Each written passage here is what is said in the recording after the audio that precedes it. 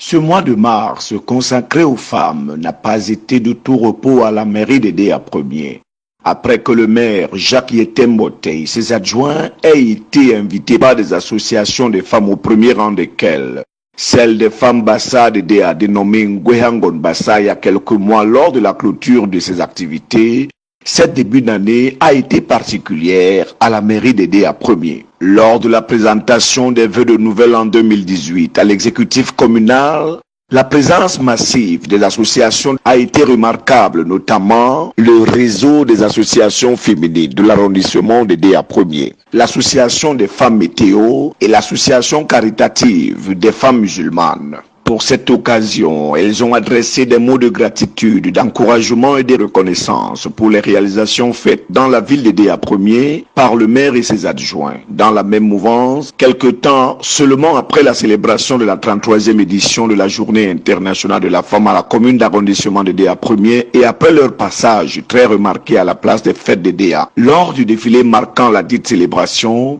les dames d'Edea Premier, sous la conduite de madame le deuxième adjoint au maire, ont passé de bons moments en compagnie de l'exécutif municipal, des conseillers municipaux, du personnel masculin et aux côtés de l'invité spécial du maire, Marcel Tchahé, artiste musicien. Le lendemain, ces valeureuses femmes accompagnaient l'exécutif communal pour procéder à la rétrocession de fourrages dans l'arrondissement d'Edea Premier. Il s'agissait de 3 fourrages qui ont été offerts aux populations dans les localités de Mbenguin, de Bissende et au quartier Saint-Palmier, où les populations étaient heureuses, une fois de plus, de recevoir ce don d'une valeur très importante dans leur quotidien. Dans la même semaine, le maire Jacques Yetembote, accompagné de son premier adjoint Ferdinand Moudelaine, ainsi que de certains collaborateurs, ont effectué une visite à la Zocaparm. À l'ordre du jour, il a été question d'une séance de travail avec son directeur, M.